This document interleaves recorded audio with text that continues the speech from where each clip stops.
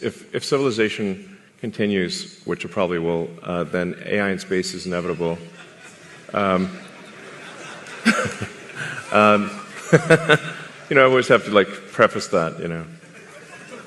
We shouldn't take civilization for granted. We need to make sure to take care to ensure that civilization has an upward arc. I mean, any student of history knows that civilization does not always have an upward arc, and in fact, civilizations have life cycles.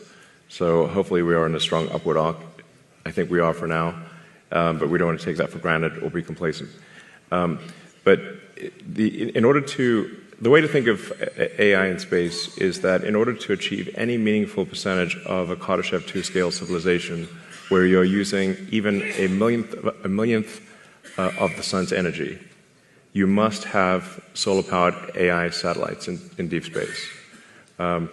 So that once you realize, once you think in terms of a Kardashev II scale civilization, which is what percentage of the sun's energy are you turning into useful work, then it becomes obvious that space is overwhelmingly what matters.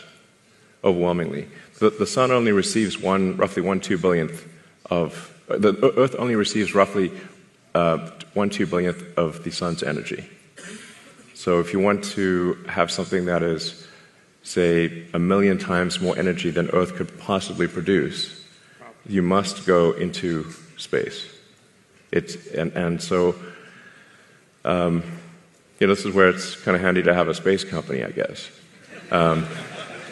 Sell the book. Easier to cool chips in space, too. Yes. Easier to cool chips in space. Yeah. Yes, there's definitely no water in space, so you're going to have to do something that doesn't involve water. Just hang out. Well, you just got to radiate. That's right. So my estimate is that actually that the cost of electricity, the cost effectiveness of AI in space will be overwhelmingly better than AI on the ground. So long before you exhaust potential energy sources on Earth, long before, meaning I think even perhaps in the 4 or 5 year time frame, the lowest cost way to do AI compute will be with solar-powered AI satellites. So I'd say not more than 5 years from now. Wow. And just look at the supercomputers we're building together. Let's say each one of the racks is 2 tons. Out of that 2 tons, 1.95 of it is probably for cooling. Right. Oh, yeah.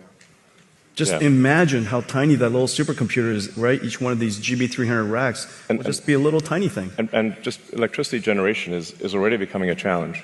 So if you start doing any kind of scaling for both electricity generation and cooling, you realize, okay, space is incredibly compelling.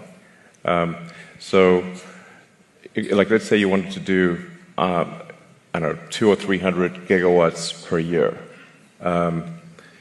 of AI compute. Yeah. It's very difficult to do that on Earth. The U.S. average electricity usage, last time I checked, was around 460 gigawatts per year average usage.